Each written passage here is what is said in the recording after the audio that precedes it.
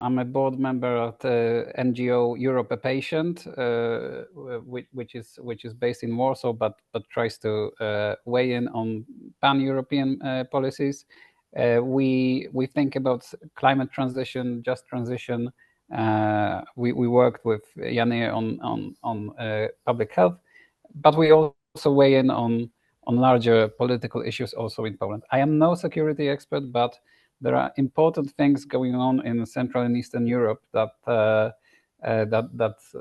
could be interested to you, and where you could also help me. And I have some institutional ties, so that I'm often in discussions with people who do know stuff about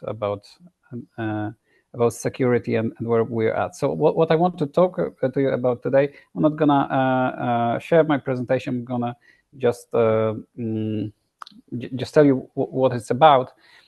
So basically, the problem with that Poland has is, of course, the threat of war and the need to build capacity to deter. And specifically, Poland, I don't know if all of you are aware, it's a country of low institutional capacity, relatively low institutional capacity, in spite of pretty high human capital, meaning education, skills, moderate social capital in terms of trust, and moderate economic and financial capital. So it's possible to make investment. It's there, and there are smart people there, but the institutional capacity isn't quite there. How is it possible? Because we have long history in Poland. There's a deep culture, pretty sophisticated, and yet it happens.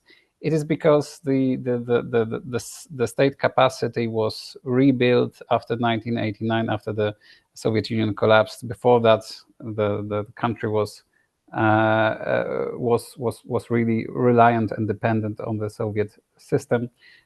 So there isn't this long history. In that terms, United States is a much older country than Poland, because it has a longer history of building and rebuilding its capacity. So now we have urgent needs of deterrence of the threat, and the threat is large. Today, just we had an information about another strike on Polish manufacturing site in Ukraine, because there are Polish manufacturing companies in Ukraine, but also there are many Polish manufacturing sites and also military sites and some shopping malls in Poland that are being set on fire quite regularly. So there's a problem also of hybrid warfare. What we know is that NATO is planning in a horizon of 2030, 2035, whereas NATO member states, intelligence agencies, are telling us that we need to have urgent changes by 2027. And I feel like we are in the sort of mid-1930s situation where British Prime Minister Stanley Baldwin was aware that changes must be happening.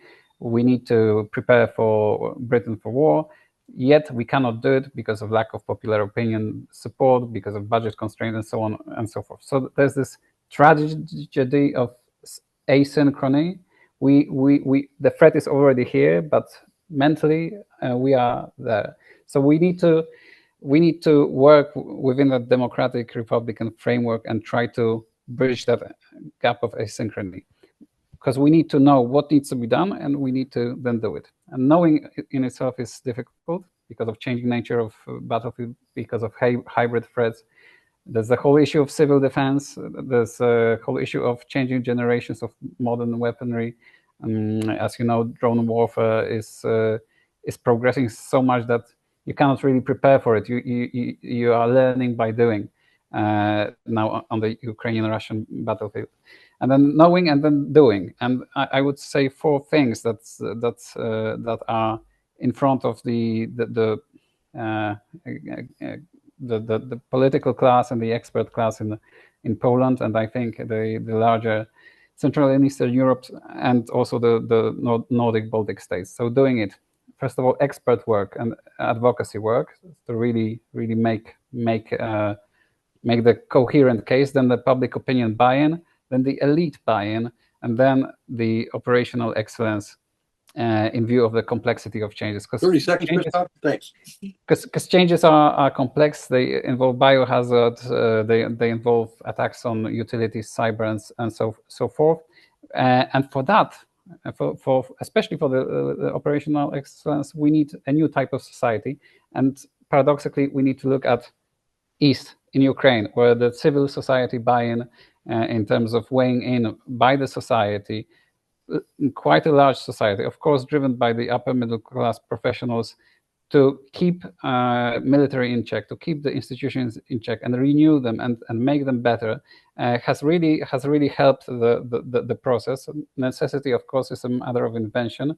I have a few more things that I could elaborate, but I would just want to put my hand up because many of you are professionals and have the answers to precisely the questions that elite in Poland and the experts are asking and need to find quickly answers to. Thank you.